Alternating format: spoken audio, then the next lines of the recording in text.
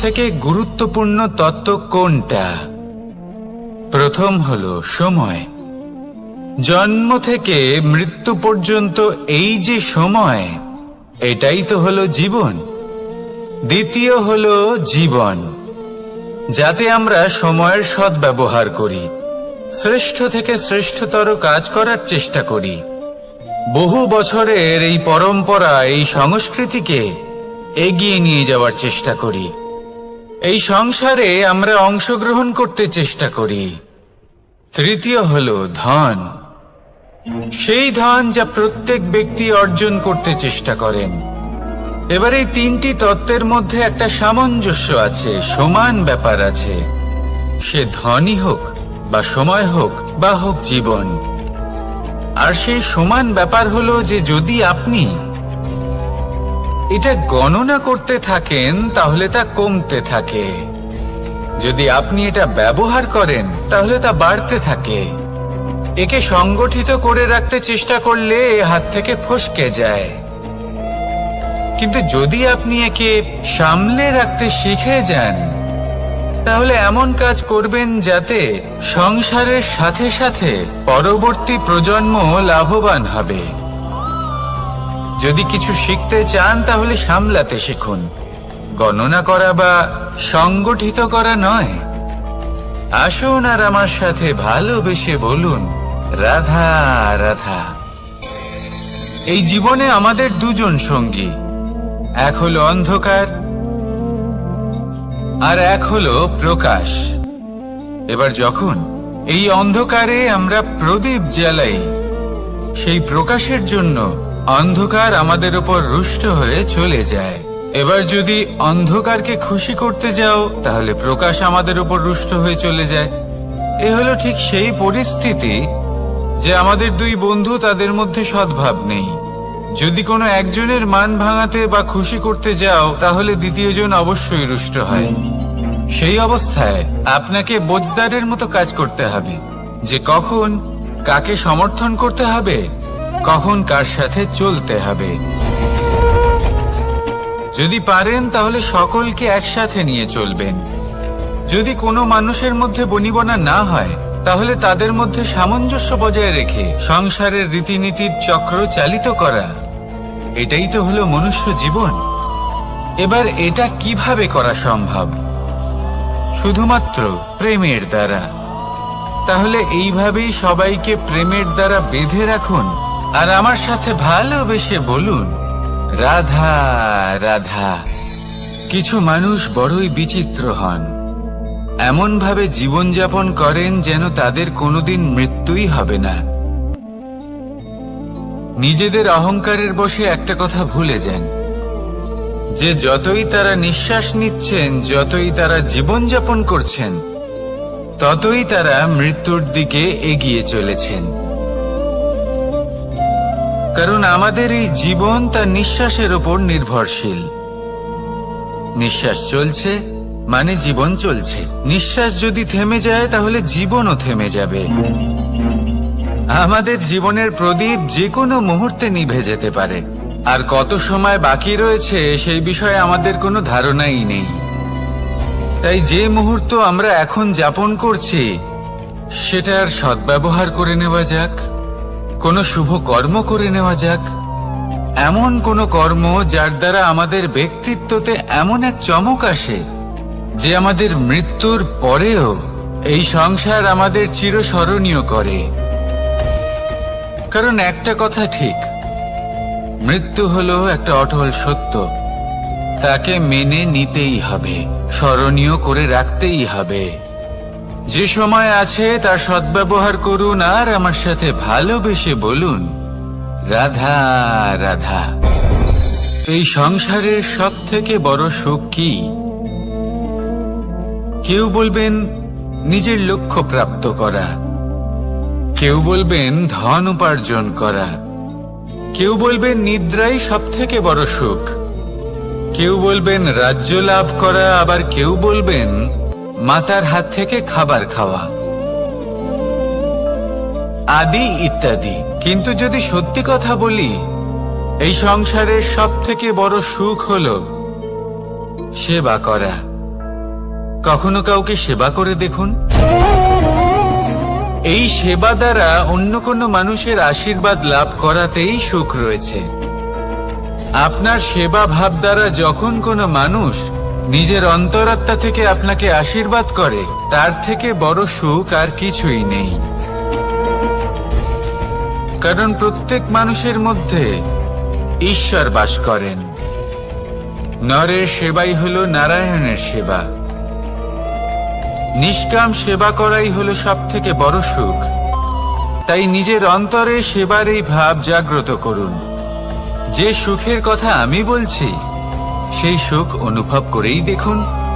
এই মন সুপ্রসন্ন হয়ে বলবে, রাধা রাধা। মানুষের এই জীবন, মানুষ জন্ম নেয়, একটা নির্দিষ্ট সময়ের পরে এই সংসার ত্যাগ করে চলেও যায়। এবার শুধু এটাই আবশ্যক নয় যে এই জীবনকালকে আপনি যাপন করবেন, শুধু এটাই গুরুত্বপূর্ণ নয়। আবশ্যক এবং গুরুত্বপূর্ণ হলো এটা যে এই জীবনকালে আপনি এমন কিছু করেন যাতে এই সংসারের মঙ্গল হয়, যাতে এই সংসার আপনাকে মনে রাখে, আপনার থেকে প্রেরিত হয়, আপনার মতো হতে চায়। প্রত্যেক বছর আপনার জন্মতিথির অপেক্ষা করে, এমন ভাবে আপনার জন্মদিন পালন করে যাতে সেটা মহোৎসবের আকার ধারণ করে।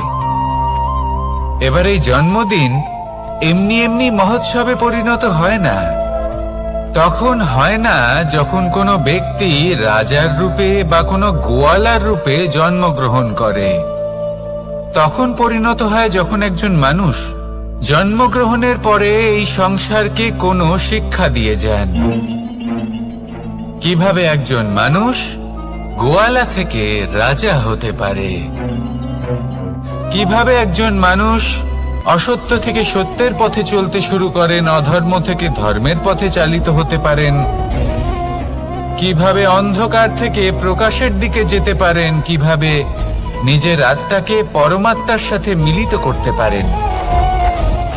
তা সে রামনবমী হোক বা জন্মাষ্টমী হোক, তাদের জীবনের সাথে জড়িত প্রত্যেক মুহূর্ত একটা পরবের আকার ধারণ করে।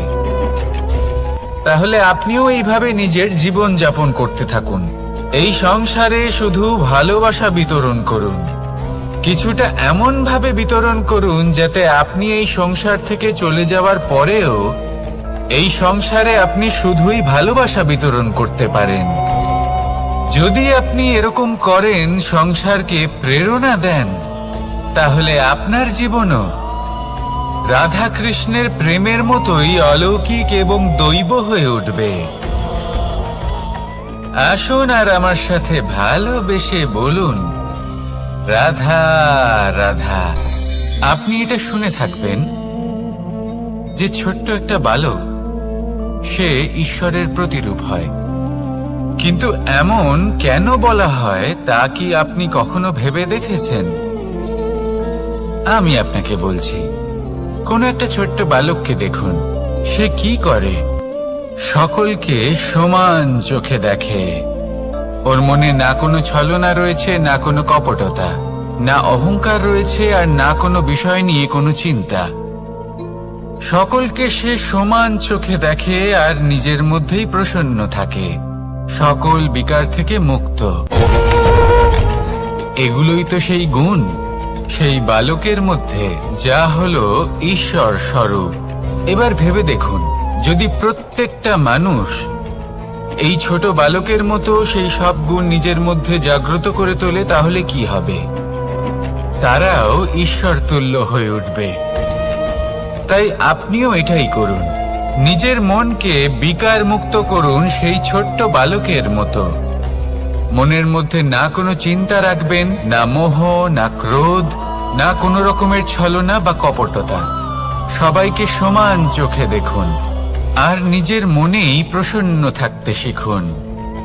এই মন প্রেমময় হয়ে বলবে, রাধা রাধা।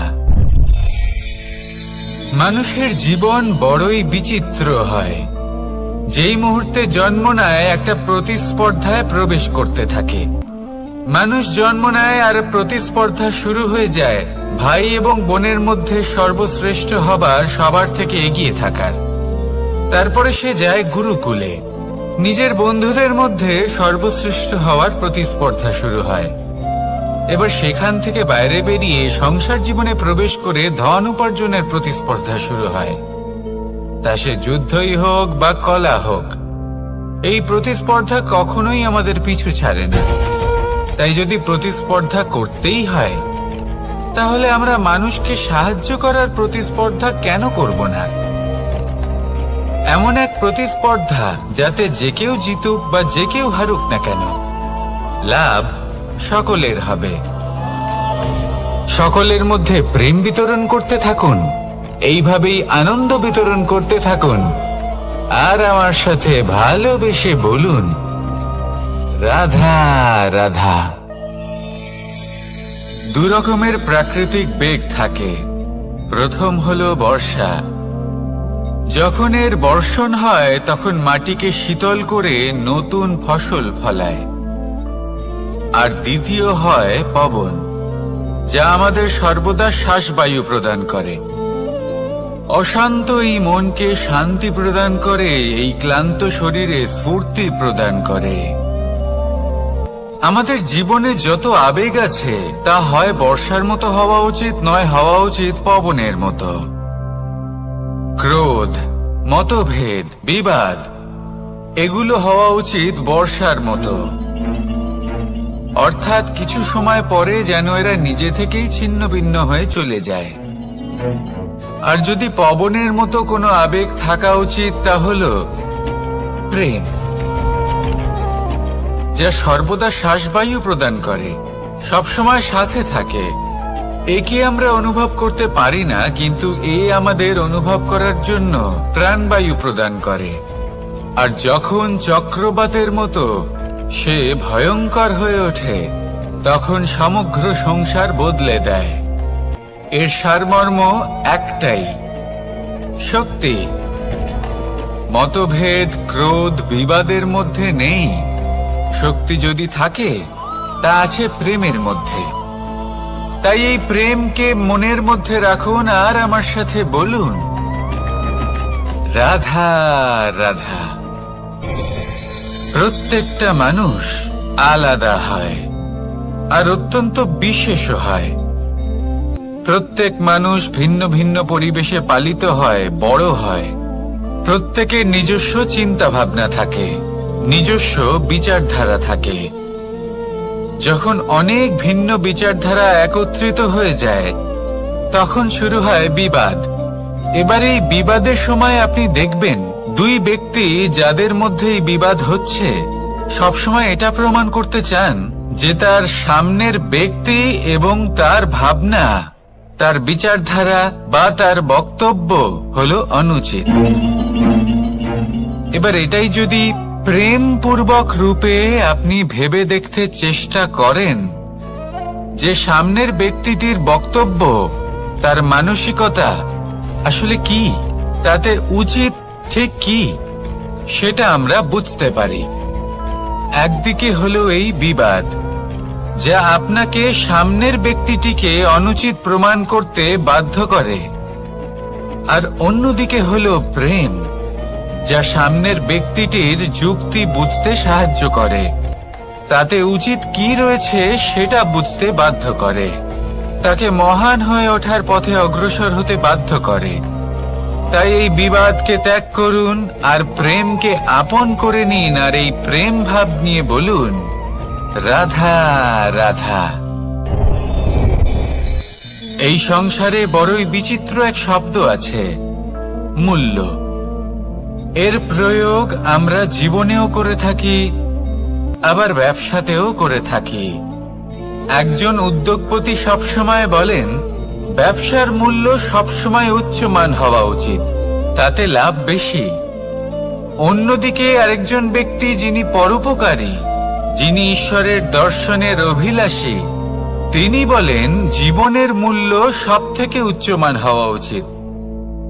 অনেক সময় মানুষ কি করে থাকেন, ব্যবসার এই মূল্য তা উচ্চতার শিখরে পৌঁছানোর লোভে জীবনের মূল্য নামিয়ে ফেলেন, যেখানে এই সমগ্র সংসার প্রেমের দ্বারা চালিত হয়। প্রেমই হলো এই সংসারের আধার। এবার যদি আপনি প্রেম করতে শিখে যান, তাহলে ব্যবসাতে নিশ্চিত রূপে লাভের সাথে সাথে কীর্তি এবং যশ লাভও করতে পারবেন। তা আমি নিশ্চিত রূপে বলতে পারি, কারণ ব্যবসাতে ওঠা নামা এসব চলতেই থাকে। জীবনকে আপনি যদি একবার উচ্চতায় নিয়ে যেতে পারেন, তাহলে তা কখনোই নামবে না। আসুন আর আমার সাথে ভালোবেসে বলুন, রাধা রাধা। যা বাধা দেয় তা হলো অবরোধ, যা এগিয়ে নিয়ে যায় তা হলো বিকাশ, আর যা ভাগ করে দেয় তা হলো গুণ। আপনি সবাইকে আনন্দ দিন, তার বদলে আপনিও আনন্দ পাবেন। আপনি সবার মধ্যে প্রেম ছড়ান, আপনিও তার বদলে প্রেমই পাবেন। এই দেখুন না, মেঘেদের দেখুন। এই যে মেঘ, এই মেঘের গুণ এইটা নয় যে এরা জল সংগ্রহ করে রাখে। এদের গুণ হলো এটাই যে এই মেঘ সকলের মধ্যে জল ভাগ করে দেয়। ধরিত্রীর এবং জগতের তৃষ্ণা নিবারণ হয়। সূর্য, সূর্যের গুণ এইটা নয় যে সে সব থেকে বেশি তেজস্বী। তার গুণ হলো এটাই যে সে নিজের তেজ সবার মধ্যে ভাগ করে দিতে পারে। ঠিক সেইভাবেই জীবনে আনন্দ, উল্লাস, প্রেম এই সব কিছুই ভাগ করে নিতে শিখুন। এটাই হলো একটা গুণ, আর তার বদলে আপনি দ্বিগুণ আনন্দ, দ্বিগুণ উল্লাস, দ্বিগুণ প্রেম অবশ্যই পাবেন। যদি আপনি এই সবকিছু নিজের কাছেই জমিয়ে রাখেন, তাহলে আপনি নিজের বিকাশে নিজেই বাধা দেবেন। আসুন আর আমার সাথে ভালোবেসে বলুন, রাধা রাধা। আপনি কখনো মাখনের হাঁড়ি ভেঙেছেন? কত আনন্দ পাওয়া যায়। এই মাখনের হাঁড়ি ভাঙলে পুরো মাখন আমাদের গায়ে এসে পড়ে আর মন উচ্ছ্বসিত হয়ে ওঠে। কিন্তু তার জন্য বালগোপালদের কত চেষ্টা করতে হয় সেটা কখনো ভেবে দেখেছেন? প্রথমে বড়ই পরিশ্রম করে একের ওপর এক সাবধানে ওপরে চড়তে হয়, তারপরে ভারসাম্য বজায় রাখতে হয়। পড়ে গেলে হবে না। তারপর এই হাতের দ্বারা সেই মাখনের হাঁড়ি ভাঙতে হয়, তখন মাখন পড়ে। এবার এরকমই কিছু আমাদের জীবনে আমাদের সাথেও হয়। এবার আপনি বলবেন যে মাখনের হাঁড়ি ভাঙার এই প্রক্রিয়া, তার সাথে জীবনের কি সম্পর্ক থাকতে পারে? আসলে আমাদের মনের মাঝেও একটা হাঁড়ি রয়েছে, অহংকারের হাঁড়ি। আর এই অহংকারের হাঁড়ি যখন ভেঙে যায়, তখন প্রসন্ন হবার আনন্দ চতুর্দিকে ছড়িয়ে পড়ে। এই মন, এই আত্মা, এই দুই প্রসন্ন হয়ে যায়। কিন্তু তার জন্য আপনাদেরকেও বালগোপালের মতো চেষ্টা করে যেতেই হবে। ভারসাম্য বজায় রাখতেই হবে মনের মাঝে এবং এই বুদ্ধিতে, ভালো এবং মন্দের মধ্যে, লোভ এবং পরমার্থের মধ্যে। আর তারপর নিজে হাতে অহংকারের এই হাঁড়ি ভেঙে দিতে হয়। দেখুন, যদি ঈশ্বরের সঙ্গ লাভ করতে চান, তাহলে অহংকারের এই হাঁড়ি ভাঙতেই হবে। আসুন আর আমার সাথে ভালোবেসে বলুন, রাধা রাধা। মুঠো হাতের শক্তি বেশি, মুঠো খুললেই তা দুর্বল। তা এমন কি থাকা উচিত এই বন্ধ মুঠোয় যা লাখের সমান? মানসিকতা এবং স্বপ্ন। মানুষ জন্মগ্রহণ করে, তার মানসিকতা সময়ের সাথে উন্নত হয়। মানসিকতা অনুযায়ী সে স্বপ্ন দেখে, আর সেই স্বপ্ন সার্থক করতে সে পরিশ্রম করতে থাকে। কিন্তু খুব গুরুত্বপূর্ণ একটা কথা আছে যা আপনার মনে রাখা উচিত। আপনার এই মানসিকতা, আপনার এই স্বপ্ন, তা যেন আপনার নিয়ন্ত্রণে থাকে। আপনার বন্ধ মুঠোয় যেন এর লাগাম থাকে, আপনি যেন এর প্রভু হন। যদি তা হয় তবেই আপনি লাভবান হবেন। যদি এরা আপনাকে নিয়ন্ত্রণ করতে থাকে, যদি আপনার মুঠো খুলে যায়, না পথ আপনার নিয়ন্ত্রণে থাকবে, না মানসিকতা থাকবে, না স্বপ্ন নিয়ন্ত্রণে থাকবে। আর যদি তাই হয় তাহলে আপনি আপনার ভবিষ্যৎ নষ্ট করে ফেলবেন। তাই নিয়ন্ত্রণ করতে শিখুন নিজের বিচার বুদ্ধি, নিজের মানসিকতা, নিজের স্বপ্নকে। নিজের এই স্বপ্ন পূরণ করুন আর আমার সাথে ভালোবেসে বলুন, রাধা রাধা। এই সংসারের সব থেকে কঠোর ধাতুর মধ্যে একটি হলো লোহা। লোহা দিয়ে আমরা অনেক অস্ত্র শস্ত্র লাভ করি, অনেক বস্তুও লাভ করি। এবার এই লোহাকে কাটার জন্য, একে কোনো আকার দেওয়ার জন্য কি প্রয়োগ করতে হয়? লোহা। এবার এই কথাটা আমরা সকলেই জানি যে লোহার দ্বারাই লোহাকে কাটতে হয়। এবার এই কথা আমি আপনাকে কেন বলছি? এরপরে খুব বড় একটা প্রশ্ন আসে, যা খুব বড় শিক্ষা দিয়ে যায়। এটা কেন হয় যে আমরা একটা লোহা দিয়ে একটা লোহাতে আঘাত করছি, কিন্তু যে লোহা দ্বারা আঘাত করছি তার আকার বদলাচ্ছে না, যার উপর প্রহার করছি তার আকার বদলাচ্ছে? এতে পার্থক্যটা কোথায়? পার্থক্য হলো তাপমাত্রার। দেখুন, যে লোহাকে আমরা কাটতে চাই তার তাপমাত্রা বাড়াতে হয়, তাকে গরম করতে হয়। আর যে লোহা দ্বারা আমরা আঘাত করতে চলেছি সেই লোহা আমাদের ঠান্ডা রাখতে হয়। অর্থাৎ ঠান্ডা লোহা গরম লোহাকে কেটে দেয়। এবার এই শিক্ষা কি আমাদের জীবনে যথেষ্ট নয়? আমাদের জীবনে অনেক সমস্যা আসতে পারে, কিন্তু আমাদের এই বিষয়ে বিশেষ খেয়াল রাখতে হবে যে আমাদের মনকে আমরা যেন ঠান্ডা রাখি, এই মস্তিষ্ককে শান্ত রাখতে হবে। যদি আমরা ক্রোধ বা ঈর্ষার আগুনে জ্বলতে থাকি, বিদ্বেষের আগুনে জ্বলতে থাকি, তাহলে আমরাও সেই লোহার মতোই হয়ে যাব যার তাপমাত্রা অত্যন্ত বেশি। তখন যে কেউ এসে আমাদের বিচ্ছিন্ন করে চলে যাবে। মনে রাখবেন, যিনি যত বেশি স্থির বুদ্ধির অধিকারী, যিনি হলেন সব থেকে বেশি শান্ত, তিনি হলেন সব থেকে বেশি বলশালী। তাহলে শান্ত থাকুন আর আমার সাথে ভালোবেসে বলুন, রাধা রাধা। এই সমগ্র সংসারের সব থেকে গুরুত্বপূর্ণ ব্যক্তি কে? স্বয়ং আপনি। নিজের জন্য তো বটেই, তাই না? কারণ যখন আপনি জন্মগ্রহণ করেন, নিজের চোখ খোলেন, এই সংসারে আসেন, তখনই তো এই সংসারকে আপনি দেখতে পান, অনুভব করতে পারেন। এখানকার আবেগ, এখানকার মানুষজন তখন থেকেই অনুভব করেন। যদি আপনি না থাকেন তাহলে এই সংসারের অস্তিত্ব আপনার কাছে শূন্যের সমান, তাই না? আপনি না থাকলে এই সংসারও আপনার কাছে নেই। এবার সবাই বলবেন যে এ তো সত্যি কথা, সেই অনুযায়ী তো আমার স্বার্থপর হওয়া উচিত, অহংকারী হওয়া উচিত, কারণ আমার কাছে আমি তো সবকিছু। দৃষ্টিভঙ্গি পাল্টে দেখুন, আপনার কাছে সব থেকে বেশি গুরুত্বপূর্ণ ব্যক্তি কে? আপনি নিজেই। সেই মানুষটি কেমন হওয়া উচিত একটু ভেবে দেখুন।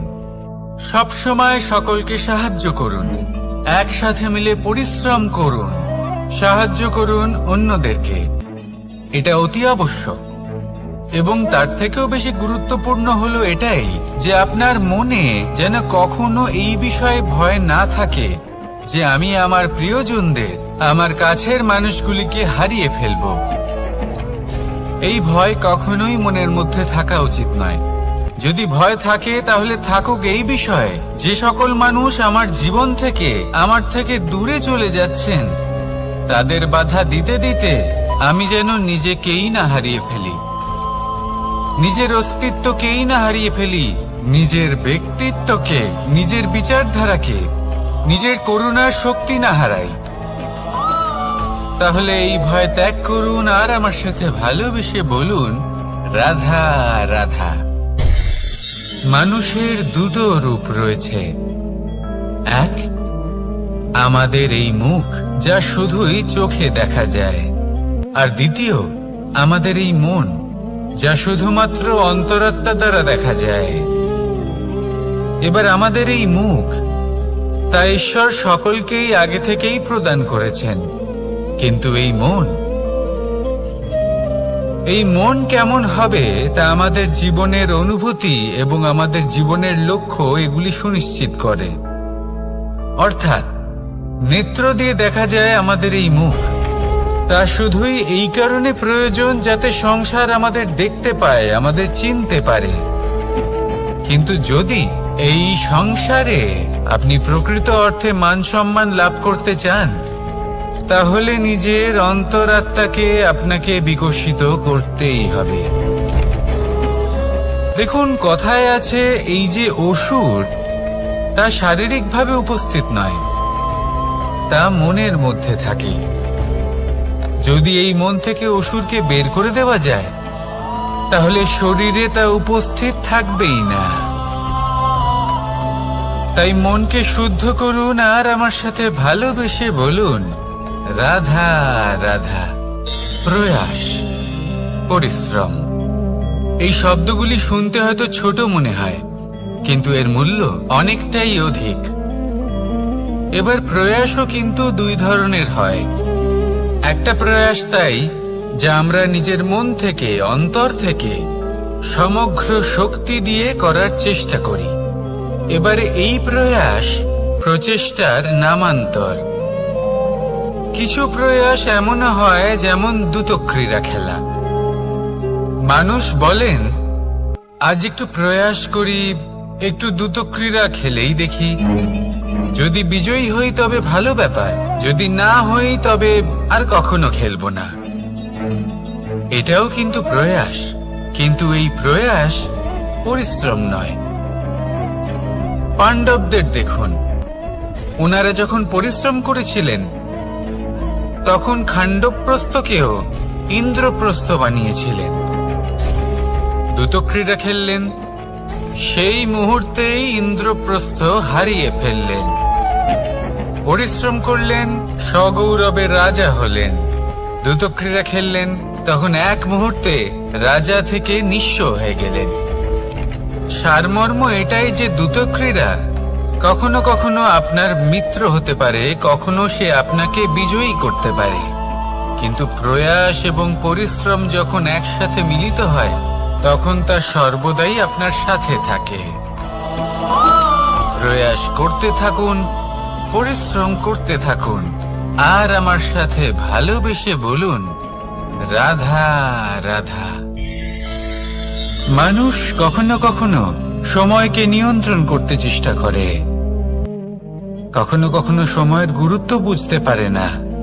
এটা ভাবে যে এই কিছু মুহূর্ত কেটে যাক, একে অতিবাহিত করি, তাহলে কি বা হবে, কয়েকটা মুহূর্ত মাত্র। কিন্তু তা নয়। আজকের একটা মুহূর্ত ভবিষ্যতের অনেক বড় পরিবর্তনের ভিত হতে পারে। আজকের একটা মুহূর্ত আপনার ভবিষ্যৎকে উজ্জ্বল করে তুলতে পারে। সেই জন্য ছোট ছোট মুহূর্তগুলিকে অদেখা করবেন না। সময়কে কাজে লাগান, পূর্ণরূপে কাজে লাগান।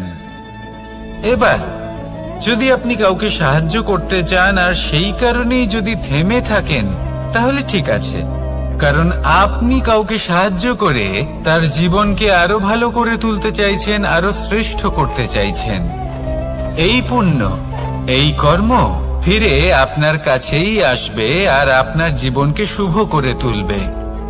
কিন্তু যদি আপনি আলস্যের কারণে থেমে থাকেন এবং কিছুই না করেন, সময় নষ্ট করেন, তাহলে কিন্তু একটাই ঘটনা ঘটবে, আপনার ভবিষ্যৎ বিপদগ্রস্ত হয়ে পড়বে, আর কিছুই নয়। সেই জন্য এটা বোঝা প্রয়োজন যে কখন থামতে হবে এবং কেন থামতে হবে। যদি আপনার থামার কারণ এবং সময় অনুচিত হয়ে থাকে, তাহলে আপনার ভবিষ্যৎ কখনোই উচিত হতে পারে না। সেই জন্য সময়কে সম্মান করুন আর পূর্ণ ব্যবহার করতে শিখুন। আর আমার সাথে ভালোবেসে বলুন, রাধা রাধা।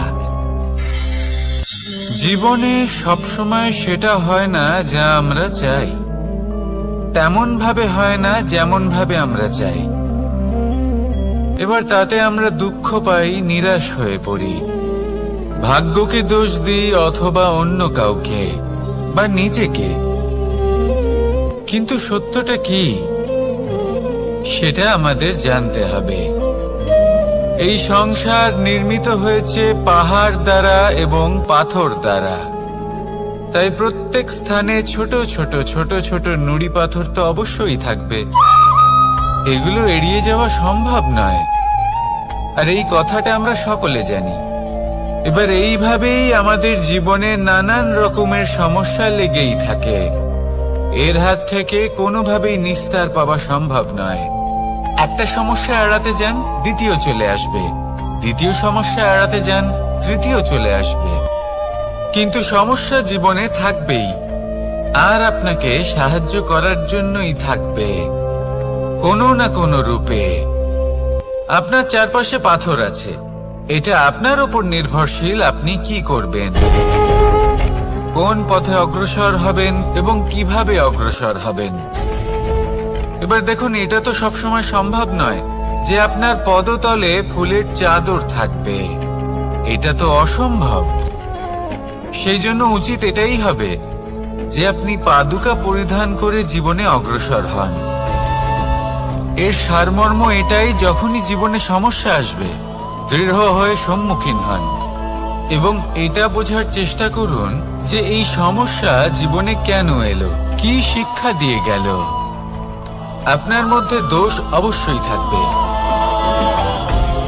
তাকে গুণে পরিবর্তিত করুন। এই জীবন আরো বেশি সহজ সরল হবে এবং প্রসন্ন হয়ে বলবে, রাধা রাধা। অনেক মানুষ আমাকে এসে বলেন যে, কানাই তোমার কথাগুলি তো আর কি বা বলি, তোমার কথা কি থেকে কি করে ফেলতে পারে, অসম্ভবকে সম্ভব করে ফেলতে পারে। এত শক্তি তোমার কথাতেই রয়েছে, তো অন্য কিছু করার কোনো প্রয়োজনই কোথায়? এবার ওনারা এই কথাটা বুঝতে পারেন না যে জ্ঞান শুধুমাত্র শব্দের সমন্বয় মাত্র। কিন্তু এর অর্থ কি সেটা জানার জন্য অনুভব করা প্রয়োজনীয়, সেই পথে চলা প্রয়োজনীয়। এই অভিজ্ঞতাই আপনাকে অর্থ বুঝিয়ে দেবে। ঠিক যেমন তুমি কর্ম করতে থাকো, ফলের চিন্তা করো না, এটা শুধুই শব্দ। এর সারমর্মটা কি, এর অর্থ কি সেটা বোঝার জন্য সেই পথে আপনাকে অগ্রসর হতেই হবে, সেটা যাপন করতে হবে, কর্ম করতে হবে নিরন্তর। এটা ভাবলে হবে না যে আমি কি আমার কর্মের ফল আদৌ পাবো কিনা, তবেই আপনি এই কথার অর্থ বুঝতে পারবেন। কখনো ভেবে দেখবেন, আমাদের বাড়িতে যারা জ্যেষ্ঠ আছেন, বড় আছেন, আমরা তাদের পুজো করি, তাদের সেবা করি, আমরা তাদের চরণ স্পর্শ করি। কেন? কারণ ওনাদের কাছে আমাদের থেকে অনেক বেশি জীবনের অভিজ্ঞতা থাকে। জীবনে শুধুমাত্র জ্ঞান শোনাটা প্রয়োজনীয় নয়, তা বুঝতে পারা প্রয়োজনীয়। তা যদি যাপন করেন তবেই অভিজ্ঞতা হবে, তবেই প্রকৃত অর্থ বুঝতে পারবেন। তাহলে জ্ঞান শুধু শুনবেন না, বুঝুন, তাকে আচরণে আনুন এবং আমার সাথে ভালোবেসে বলুন, রাধা রাধা। এই সংসারের সব থেকে গুরুত্বপূর্ণ তত্ত্ব কোনটা? প্রথম হলো সময়।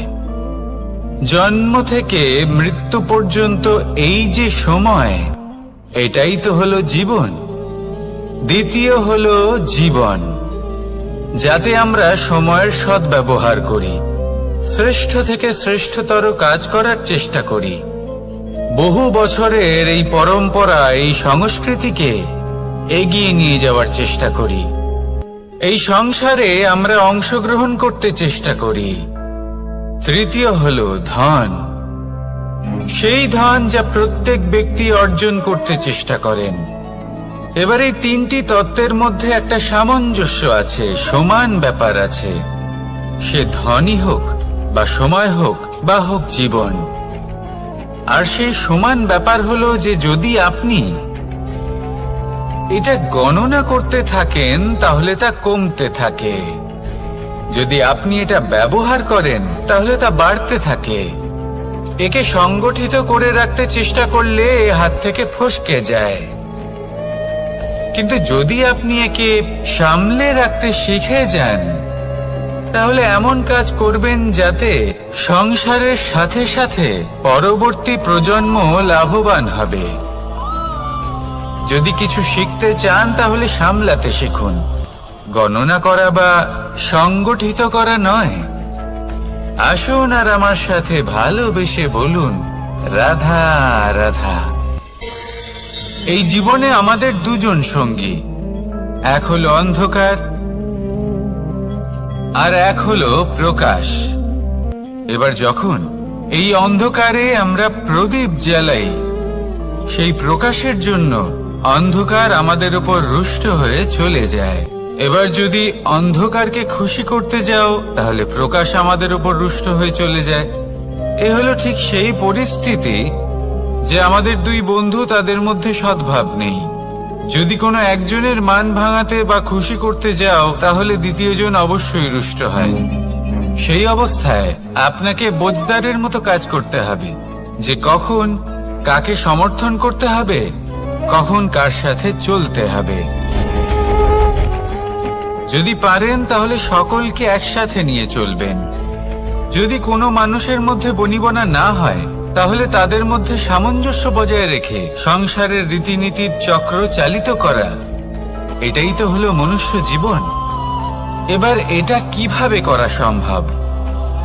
শুধুমাত্র প্রেমের দ্বারা। তাহলে এইভাবেই সবাইকে প্রেমের দ্বারা বেঁধে রাখুন আর আমার সাথে ভালোবেসে বলুন, রাধা রাধা। কিছু মানুষ বড়ই বিচিত্র হন, এমন ভাবে জীবনযাপন করেন যেন তাদের কোনোদিন মৃত্যুই হবে না। নিজেদের অহংকারের বশে একটা কথা ভুলে যান যে যতই তারা নিঃশ্বাস নিচ্ছেন, যতই তারা জীবনযাপন করছেন, ততই তারা মৃত্যুর দিকে এগিয়ে চলেছেন। কারণ আমাদের এই জীবন তার নিঃশ্বাসের ওপর নির্ভরশীল। নিঃশ্বাস চলছে মানে জীবন চলছে। নিঃশ্বাস যদি থেমে যায় তাহলে জীবনও থেমে যাবে। আমাদের জীবনের প্রদীপ যে কোনো মুহূর্তে নিভে যেতে পারে, আর কত সময় বাকি রয়েছে সেই বিষয়ে আমাদের কোনো ধারণাই নেই।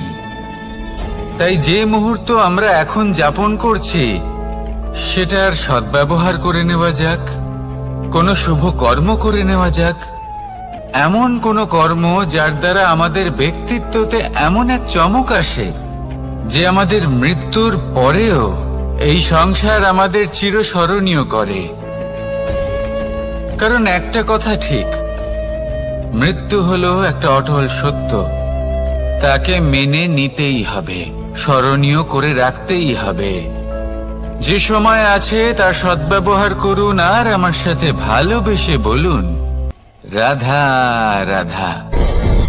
এই সংসারের সব থেকে বড় সুখ কি? কেউ বলবেন নিজের লক্ষ্য প্রাপ্ত করা, কেউ বলবেন ধন উপার্জন করা, কেউ বলবেন নিদ্রাই সব থেকে বড় সুখ, কেউ বলবেন রাজ্য লাভ করা, আবার কেউ বলবেন মাতার হাত থেকে খাবার খাওয়া, আদি ইত্যাদি। কিন্তু যদি সত্যি কথা বলি, এই সংসারের সব থেকে বড় সুখ হলো সেবা করা। কখনো কাউকে সেবা করে দেখুন। এই সেবা দ্বারা অন্য কোনো মানুষের আশীর্বাদ লাভ করাতেই সুখ রয়েছে। আপনার সেবা ভাব দ্বারা যখন কোনো মানুষ নিজের অন্তরাত্মা থেকে আপনাকে আশীর্বাদ করে, তার থেকে বড় সুখ আর কিছুই নেই। কারণ প্রত্যেক মানুষের মধ্যে ঈশ্বর বাস করেন। নরের সেবাই হলো নারায়ণের সেবা। নিষ্কাম সেবা করাই হলো সব থেকে বড় সুখ। তাই নিজের অন্তরে সেবার এই ভাব জাগ্রত করুন। যে সুখের কথা আমি বলছি, সেই সুখ অনুভব করেই দেখুন। এই মন সুপ্রসন্ন হয়ে বলবে, রাধা রাধা। মানুষ অসুস্থ কেন হন? শারীরিক দুর্বলতার কারণে? না, মানুষ অসুস্থ হন তার মানসিকতার কারণে, তার বিবেকের কারণে, তার কর্মের কারণে, তার ক্রোধের কারণে। আর যখন কেউ সুস্থ হন, ঠিক হয়ে যান, তার মানে এটা নয় যে শুধু ওষুধের জন্য তিনি সুস্থ হয়েছেন। না, এটা কারোর তার প্রতি প্রেমের প্রভাব, বিশ্বাসের প্রভাব, সম্বলের প্রভাব। শুধুমাত্র ওষুধ দিয়ে কিছুই হয় না। যদি মনে প্রেম থাকে, বিবেক থাকে, বিশ্বাস থাকে, সম্বল থাকে, তবেই সেই ওষুধ কাজ করতে পারে। তাই মনে রাখবেন, এই জীবন হলো অত্যন্ত ছোট। মনে প্রেম ভাব রাখুন, মিত্রতা করুন, শত্রুতা নয়। ভালোবাসুন, বিদ্বেষ নয়। আর এই ভালোবাসার সাথেই বলুন, রাধা রাধা। জীবন, এই জীবনের সত্য কি? জন্ম, যেখান থেকে জীবন আরম্ভ হয়, নাকি সমাপ্তি? মৃত্যু, যেখানে জীবন শেষ হয়ে যায়। জীবনের সত্য এটা নয়, সব কিছু এটা নয়। ভালো করে ভেবে দেখলে কিছুই যায় আসে না যে আপনার জন্ম কোথায় হয়েছে, কিভাবে হয়েছে। এতেও কিছু যায় আসে না যে আপনার মৃত্যু কোথায় হবে, কিভাবে হবে। যায় আসে তখন, গুরুত্বপূর্ণ হলো এটাই যে জীবন আপনি যাপন করেছেন তার উদ্দেশ্য কি ছিল, কি ভাবনা নিয়ে আপনি বেঁচেছেন। এখন যদি আপনি এমন কিছু করেন যার দ্বারা এই সংসার আপনার থেকে জীবন যাপনের প্রেরণা পেতে পারে, মৃত্যুর পরেও আপনার কর্ম দেখে তা স্মরণ করে জীবনে বাঁচতে শেখেন, তাহলে তার তাৎপর্য হলো আপনি নিজের কর্মের দ্বারা, নির্বাচনের দ্বারা অমর হয়ে গেছেন। দেখুন, জীবনে দুশ্চিন্তা করা হলো বৃথা, মৃত্যুর ভয়ও হলো বৃথা। কারণ আত্মা কখনো মরে না, তাকে কেউ শেষ করতে পারে না। না কাল, না মৃত্যু, আর না সময়।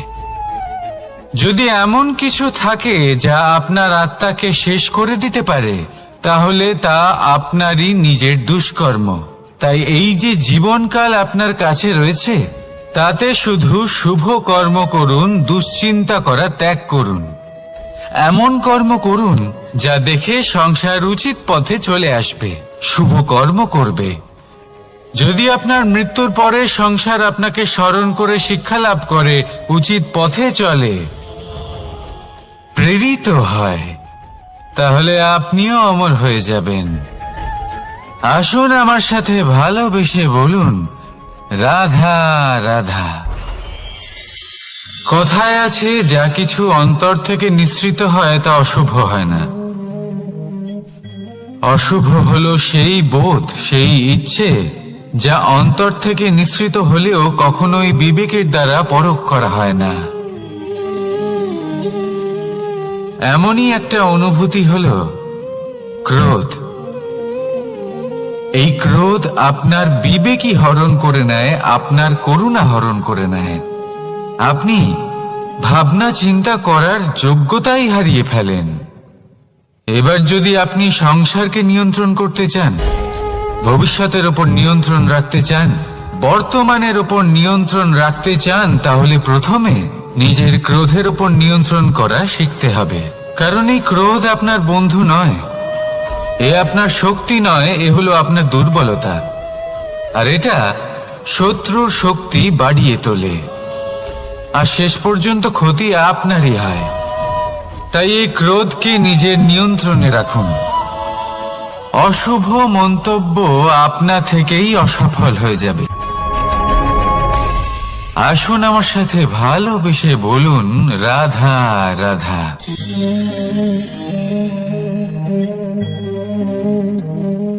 প্রশান্তি জড়িত নিদ্রা মানুষের জীবনের একটা অত্যন্ত গুরুত্বপূর্ণ সুখ এবং প্রয়োজনীয়তাও। দেখতে গেলে এই সংসারের প্রত্যেক পশু পাখি, প্রত্যেক জীব অবশ্যই নিদ্রা প্রাপ্ত করেন, কিন্তু মানুষ, যার মধ্যে বিচার বিবেচনা করার শক্তি অন্যদের থেকে অনেক বেশি, তার কিন্তু ঘুমের কিছু সমস্যা অবশ্যই হয়। কি বলেন? তাই তো। এবার এর কারণ কি? চিন্তা। এবার চিন্তা আমাদের সবার জীবনে আছে। আমরা সকলে জানি যে চিন্তা কখনো আমাদের সাহায্য করে না, তাও আমাদের জীবনে আছে। কেন? চিন্তার মাধ্যমে কি কখনো কোনো সমস্যার সমাধান হয়েছে? অর্থের চিন্তা করলে কি অর্থ লাভ হয়? ভবিষ্যতের চিন্তা করলে কি ভবিষ্যৎ ঠিক হয়ে যায়? স্বাস্থ্যের চিন্তা করলে কি স্বাস্থ্য নিজে থেকেই ঠিক হয়? হয় না। তাহলে এই সব কিছু থেকে আমাদের একটা ছোট্ট শিক্ষা অবশ্যই লাভ করা উচিত। আপনিও আপনার কাঁধ থেকে চিন্তার এই বোঝা নামিয়ে ফেলুন। আর এই সব ইচ্ছে একত্রিত হয়ে আমাদের মনে চিন্তা উৎপন্ন করে। তাই এই চিন্তাগুলিকে ত্যাগ করুন। প্রকৃতির প্রেমের উপর বিশ্বাস রাখুন। মনে রাখবেন, যিনি চিন্তা মুক্ত হবেন তিনি চিতা মুক্ত হবেন। সুখের নিদ্রা প্রাপ্ত করুন, আর নিদ্রায় যাবার আগে আমার সাথে ভালোবেসে বলুন, রাধা রাধা। মহাদেব, সেই দেবতা যিনি মহান, যাকে দেবতাদের দেবতা বলা হয়, যিনি হলেন আমার আরাধ্য। কখনো আপনার মনে এই প্রশ্ন এসেছে যে শিবকেই কেন মহাদেব বলা হয়, অন্য কোনো দেবতাকে কেন বলা হয় না? সেই কারণ মহাদেবের মধ্যে, ওনার মধ্যে এমন এক বিশেষ গুণ রয়েছে যা অন্য কারোর নেই। তা হলো নিঃস্বার্থ হয়ে মানুষের সেবা করা। যদি প্রয়োজন পড়ে, যদি সৃষ্টির পথে বিনাশের কালো মেঘ ছেয়ে থাকে, তখন নিজের প্রাণের চিন্তা না করে হলাহল পান করার জন্য প্রস্তুত থাকেন মহাদেব। আর এই অদ্বিতীয় ত্যাগের জন্যই শিবকে মহাদেব বলে ডাকা হয়। এবার যদি কোনো মানুষও নিঃস্বার্থ ভাবনার দ্বারা নিজেকে অর্পণ করে দেয় এই জগতের কল্যাণের জন্য, মানুষের সেবার জন্য, তাহলে তিনিও মহাপুরুষ, মহামানব হতে পারেন। যদি কেউ অভুক্ত থাকেন, তাহলে নিজের থালা থেকে অর্ধেক খাবার তাকে দিয়ে দিন। যদি কেউ অসুস্থ হন, তাহলে তাকে সেবা করার, চিকিৎসা করার চেষ্টা করুন। এই জীবন শুধু নিজের জন্য নয়, অন্যদের প্রতি, সমস্ত সংসারের প্রতি উৎসর্গ করুন।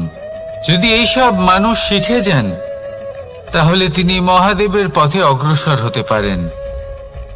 যদি মানুষ নিঃস্বার্থ ভাবনার দ্বারা এই সংসারের সেবা করতে শিখে যান, তাহলে তিনি নিশ্চিত রূপে মহামানব অবশ্যই হতে পারবেন। আসুন আমার সাথে ভালোবেসে বলুন, রাধা রাধা।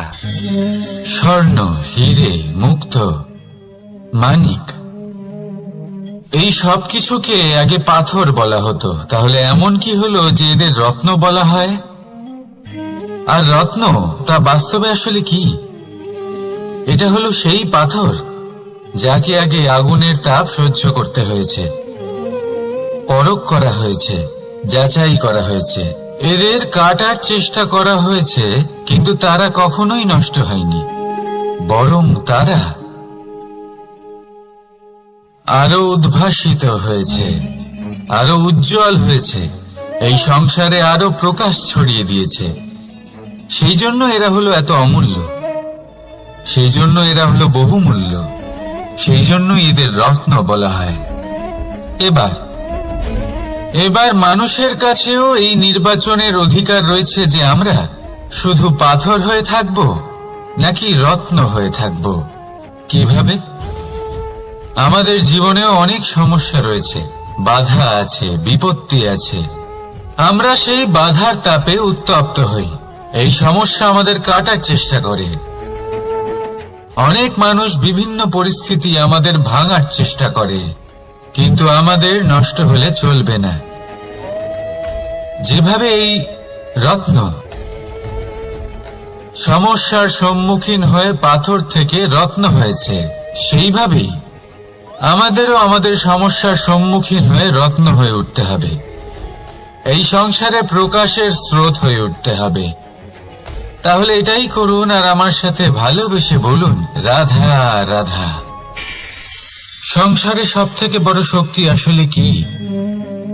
কেউ বলবেন শারীরিক শক্তি, কেউ বলবেন অস্ত্রের শক্তি, কেউ বলবেন জ্ঞানের শক্তি। ঠিক আছে, কিন্তু যদি আমি বলি সংসারের সব থেকে বড় শক্তি হলো শক্তি কোনো এক তথ্যের, আগে হ্যাঁ, তথ্য। এই তথ্য নিজেই কিন্তু খুব শক্তিশালী, অত্যন্ত শক্তিশালী অস্ত্র হলো এই তথ্য। আর সত্যি বলতে অনুচিত তথ্যের থেকে অনেক বেশি ঘাতক হলো অসম্পূর্ণ তথ্য। যেরকম আজ শাম্ব রুক্মির সাথে করেছে, ওকে অসম্পূর্ণ তথ্য দিয়েছে, তার ফলে বিনাশ হলো। যদি এইভাবেই আপনার কাছেও কোনো অসম্পূর্ণ তথ্য আসে, আর যদি আপনি তা পরখ না করে দেখেন, যাচাই না করে দেখেন, আর নিজের কর্ম করেন, তাহলে উত্থানের বদলে আপনি পতনের সম্মুখীন হবেন। বিকাশের বদলে আপনার বিনাশ হয়ে যাবে। মনে রাখবেন একটা অত্যন্ত গুরুত্বপূর্ণ কথা, সঠিক তথ্য পাওয়া সঠিক তথ্য দেওয়ার থেকে অনেক বেশি গুরুত্বপূর্ণ। আশা করি এই কথা আপনি বুঝেছেন। জীবনে যখনই কোনো তথ্য আপনি পাবেন, সেই বিষয়ে ভেবে দেখুন, পরখ করে দেখুন, যাচাই করুন, তারপর নিজের কর্ম করুন। আর আমার সাথে ভালোবেসে বলুন, রাধা রাধা। ধর্ম এবং প্রেম, এই দুই হলো একই মুদ্রার দুই পিঠ। যদি এদের মধ্যে কোনোটা নষ্ট হয়ে যায়, তাহলে দ্বিতীয়টাও থাকে না। কখনো ভেবেছেন এমন কেন হয়? তার জন্য আগে আপনাকে বুঝতে হবে যে ধর্ম আসলে কি। ধর্ম সেটাই যা এই সংসারের প্রত্যেক মানুষকে একে অপরের সাথে সুখ এবং শান্তিতে থাকতে প্রেরণা যোগায়। এই প্রেরণার আধার হলো প্রেম। প্রেম সেটাই যা আপনার মধ্যে অন্য কারোর প্রতি করুণাবোধ জাগিয়ে তোলে, সম্মান জাগিয়ে তোলে। এবার যদি প্রেম চলে যায়, তাহলে সবার আগে বিনাশ হবে সম্মান আর করুণাবোধের। এবার যেখানে না প্রেম রয়েছে, না সম্মান রয়েছে, না করুণা রয়েছে, সেখানে ধর্ম কিভাবে বাস করবে? অশুভ ইচ্ছে জাগ্রত হয়ে ওঠে, ক্রোধ জাগ্রত হয়ে ওঠে, অহংকার জাগ্রত হয়ে ওঠে, আর তারপর আরম্ভ হয় অধর্মের। তাই যা যা ভাবনা আপনার অন্তরে প্রবেশ করছে, করতে দিন, কিন্তু যাই হোক না কেন, এই প্রেমকে নিজের থেকে দূরে যেতে দেবেন না। এই প্রেমকে চিরকাল নিজের কাছে রাখুন, নিজের হৃদয়। আর এই প্রেম ভাব নিয়ে বলুন, রাধা রাধা। এই সংসারে আমাদের জীবনের সব থেকে বড় দোষ কি আপনি জানেন? কেউ বলবেন লোভ, কেউ বলবেন লালসা, কেউ বলবেন অসত্য। দেখুন, দুঃখের মূল কারণ হলো পরিশ্রম না করা।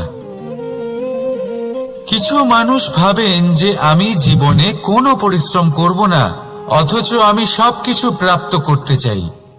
আর এমন এক কারণের জন্যই দূতের মতো খেলা আমাদের জীবনে প্রবেশ করার সুযোগ পায়। দূত, এই দূত আসলে কি?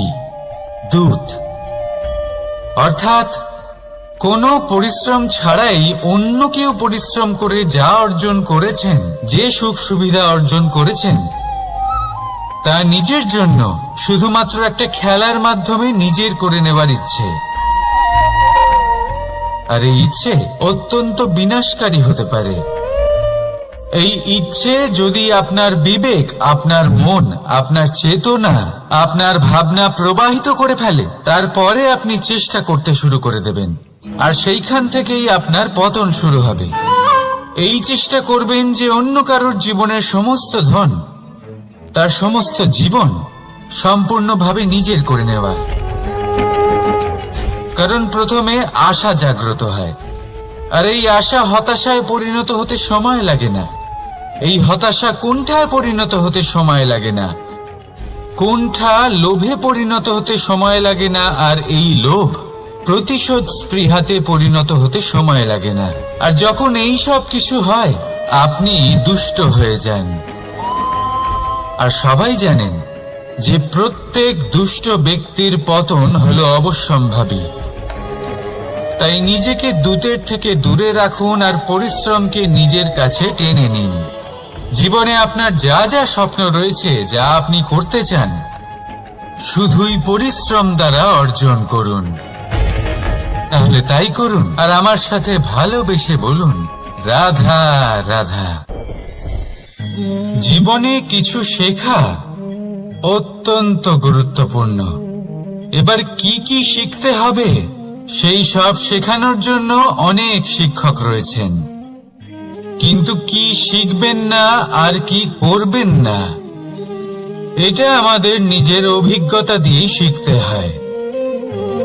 কিন্তু তার মানে এটা নয় যে যদি আপনাকে শিখতে হয় যে আগুনের তাপ কতটা, আপনাকে আগুনের মধ্যে হাত দিতে হবে।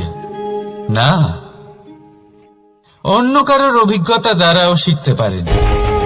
প্রশ্ন শুধুমাত্র একটাই যে আপনি কি শিখতে চান নাকি চান না।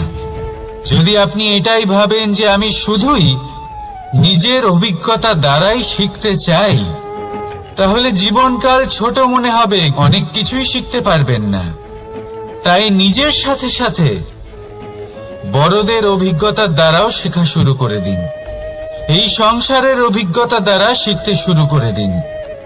আর এটা নিশ্চিত রূপে শেখা আবশ্যক যে কখন কি করবেন না, কোথায় থামতে হবে আর কোথায় থামবেন না। তাহলে আসুন আর আমার সাথে ভালোবেসে বলুন, রাধা রাধা। ভোজন। এবার ভোজন সংগ্রহ করার জন্য মানুষ কি না করেন, সব সময় চেষ্টা করতে থাকেন। ফসল উৎপাদনের জন্য অনেক পরিশ্রম করতে থাকেন, কিন্তু অনেক সময় অনেক পরিশ্রম করার পরেও ফসল ভালো উৎপাদন হয় না। এর কারণ কি? কারণ হলো এটাই যে আপনি পরিশ্রম হয়তো অনেক করেছেন, কিন্তু আপনার নজর তো সেই বীজের দিকে ছিলই না যা আপনি রোপণ করেছেন। সেই জন্য সব সময় কোনো বীজ রোপণ করার আগে তাকে পরখ করে দেখুন, তা অত্যন্ত আবশ্যক। আর সেইভাবেই যখনই কোনো কর্মের প্রশ্ন আসে, তাহলে সেখানে শুধুমাত্র পরিশ্রম যথেষ্ট নয়। সেই কাজের প্রতি আপনার কর্তব্য কি, আপনার উদ্দেশ্য কি, সেটা জানা হলো অত্যন্ত গুরুত্বপূর্ণ।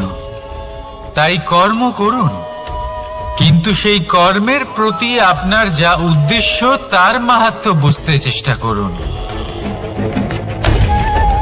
তাহলে আসুন আমার সাথে ভালোবেসে বলুন, রাধা রাধা। জীবনে যখনই কোনো বস্তু বা সুখ স্বাচ্ছন্দ্য অধিক মাত্রায় আপনার কাছে চলে আসে, তখন নিজেকে শ্রেষ্ঠ মনে করার একটা প্রবণতা দেখা যায়। যা হয় আত্মবিশ্বাসে পরিণত হয়, নয়তো অহংকারে। এবার আত্মবিশ্বাস আর অহংকারের মধ্যে অনেক বড় পার্থক্য রয়েছে। আমি এটা করতে পারি, আমি ওটাও করতে পারি, এ হলো আত্মবিশ্বাস। শুধুমাত্র আমি এটা করতে পারি, শুধুমাত্র আমি ওটাও করতে পারি, আমি হলাম সর্বশ্রেষ্ঠ, এটা হলো অহংকার। এবার এই অহংকারের ধ্বনি অনেক দূর প্রবাহিত হয়, আর এর প্রহার সর্বপ্রথম আপনাকে বিপর্যস্ত করে। এবার এই অহংকার এর বিপরীত শব্দ হলো বিনয়, অর্থাৎ নিজের ঊর্ধ্বে উঠে অন্যের বিষয়ে ভাবনা চিন্তা করা, সংসারের বিষয়ে ভাবা। এই বিনয়ী হবার চেষ্টা করুন, একের থেকে অনেক হওয়ার চেষ্টা করুন এবং একসাথে থাকার চেষ্টা করুন। নিশ্চিত রূপেই আপনি বিকাশের কারণ হবেন। মত্ততা থেকে নিজেকে দূরে রাখুন, অহংকার থেকে নিজেকে দূরে রাখুন। এই মন প্রসন্ন হয়ে বলবে, রাধা রাধা। কোনো এক বস্ত্রে যদি ছোট্ট একটা ছিদ্র উৎপন্ন হয়, আর যদি আমরা তার দিকে নজর না দিই, তাহলে সময়ের সাথে সমগ্র বস্ত্র ছিঁড়ে যায় আর কোনো কাজে আসে না। যদি কোনো একটা নৌকাতে ছোট্ট একটা ছিদ্র উৎপন্ন হয়, তাহলে সময়ের সাথে পুরো নৌকাই জলে ডুবে যায়। লক্ষ্যের দিকে অগ্রসর হওয়ার সময় একটা ছোট্ট ভুল আপনি যদি করে ফেলেন, তাহলে আপনাকে তার লক্ষ্যের থেকে দূরে করে দিতে পারে। এমনটা এই সম্পর্কের সাথেও হয়ে থাকে। কোনো একটা ছোট্ট কথা, একটা ছোট্ট মনোমালিন্য যদি সম্পর্কে আসে এবং সেটা না মেটানো হয়, তাহলে সেই সমগ্র সম্পর্কটা অনেক বড় বড় সম্পর্ক ভেঙে যেতে পারে। যদি আপনার সম্পর্কে ছোট্ট একটা ছিদ্র উৎপন্ন হয়, তাহলে প্রেমের সূচ আর স্নেহের সুতো দ্বারা সেলাই করে ফেলুন, যাতে আপনার এই সম্পর্ক অটুট থাকে এবং প্রেম দ্বারা পরিপূর্ণ থাকে। আসুন আমার সাথে ভালোবেসে বলুন, রাধা রাধা। দু রকমের প্রাকৃতিক বেগ থাকে। প্রথম হলো বর্ষা। যখন এর বর্ষণ হয়, তখন মাটিকে শীতল করে নতুন ফসল ফলায়। আর দ্বিতীয় হয় পবন, যা আমাদের সর্বদা শ্বাসবায়ু প্রদান করে। অশান্ত এই মনকে শান্তি প্রদান করে, এই ক্লান্ত শরীরে স্ফূর্তি প্রদান করে। আমাদের জীবনে যত আবেগ আছে, তা হয় বর্ষার মতো হওয়া উচিত, নয় হওয়া উচিত পবনের মতো। ক্রোধ, মতভেদ, বিবাদ, এগুলো হওয়া উচিত বর্ষার মতো। অর্থাৎ কিছু সময় পরে যেন এরা নিজে থেকেই ছিন্ন ভিন্ন হয়ে চলে যায়। আর যদি পবনের মতো কোনো আবেগ থাকা উচিত, তা হলো প্রেম, যা সর্বদা শ্বাসবায়ু প্রদান করে, সবসময় সাথে থাকে। একে আমরা অনুভব করতে পারি না, কিন্তু এই আমাদের অনুভব করার জন্য প্রাণবায়ু প্রদান করে। আর যখন চক্রবাতের মতো সে ভয়ঙ্কর হয়ে ওঠে, তখন সমগ্র সংসার বদলে দেয়। এর সারমর্ম একটাই, শক্তি। মতভেদ, ক্রোধ, বিবাদের শক্তি যদি থাকে, তা আছে প্রেমের মধ্যে। তাই এই প্রেমকে মনের মধ্যে রাখুন আর আমার সাথে বলুন, রাধা রাধা। জীবনে দুই ধরনের আবেগ রয়েছে, যার কোনো মূল্য নেই। আমার কথার অর্থ এটা নয় যে এদের কোনো গুরুত্ব নেই, গুরুত্ব যথেষ্টই রয়েছে, শুধু এদের জন্য আপনাকে কোনো অমূল্য দিতে হয় না। প্রথম আবেগ হলো আনন্দ, প্রসন্নতা। এটা আপনি যে কোনো জায়গায় খুঁজে পেতে পারেন, যদি আপনি খুঁজে পেতে চান। আপনি কোনো পুষ্পের সৌন্দর্য দেখে প্রসন্ন হতে পারেন। বায়ুর কারণে যখন একটি বৃক্ষ শিহরিত হয়, সেটা দেখে আপনি প্রসন্ন হতে পারেন। একটা ছোট্ট শিশুর কলরব শুনেও আপনি প্রসন্ন হতে পারেন। একটা ক্রন্দনরত বালককে হাসিয়ে আপনি প্রসন্ন হতে পারেন। সবকিছু আপনার উপর নির্ভরশীল। সেখানে আরেকটি আবেগ হলো দুশ্চিন্তা। মানুষ বড়ই দুশ্চিন্তা করতে থাকে। আজ আমি এই কাজ করেছি, সেই বিষয়ে চিন্তা। আজ আমি এই কাজ করতে পারিনি, সেই বিষয়ে চিন্তা।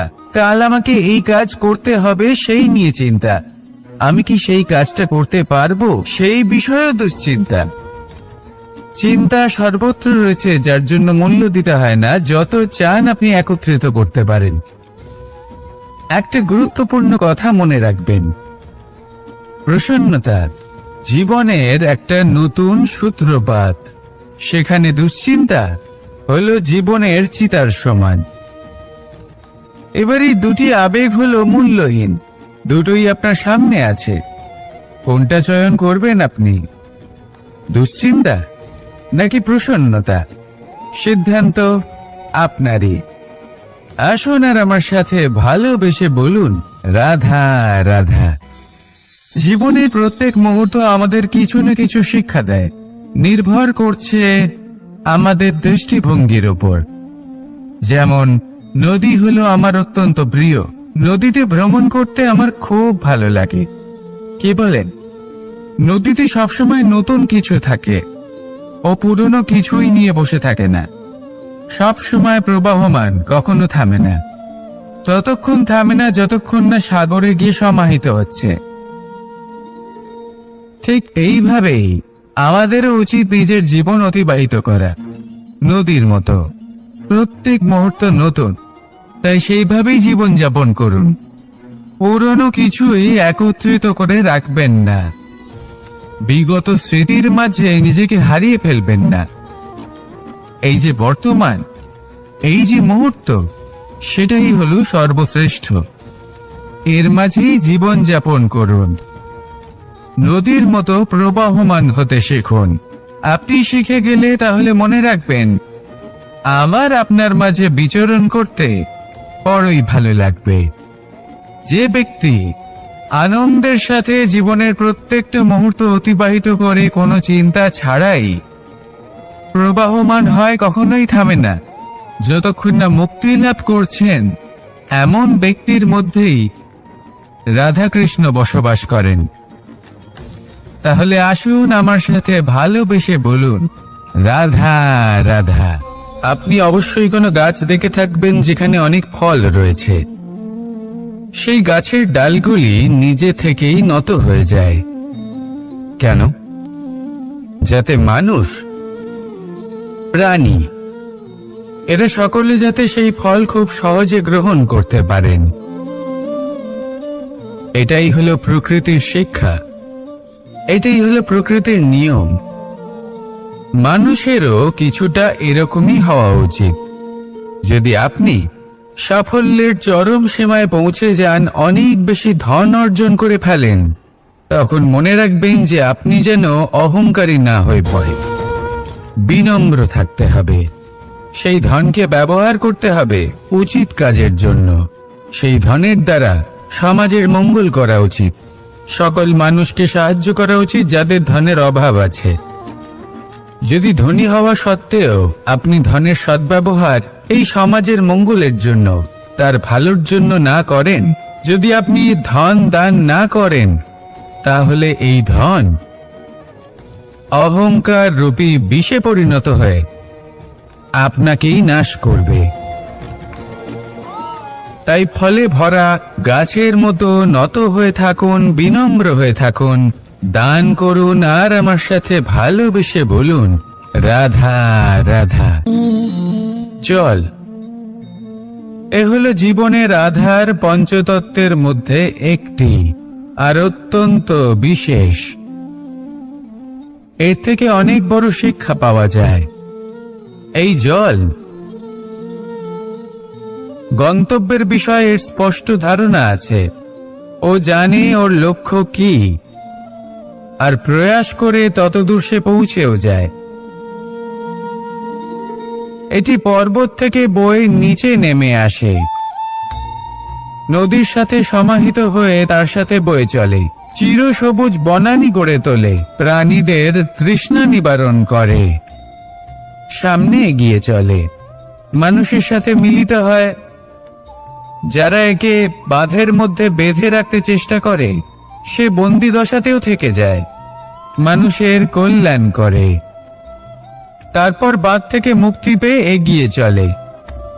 কোথাও ধাক্কা খায়, কোথাও বাধা পড়ে, কোথাও যদি পথ খুঁজে না পায় তাহলে পথ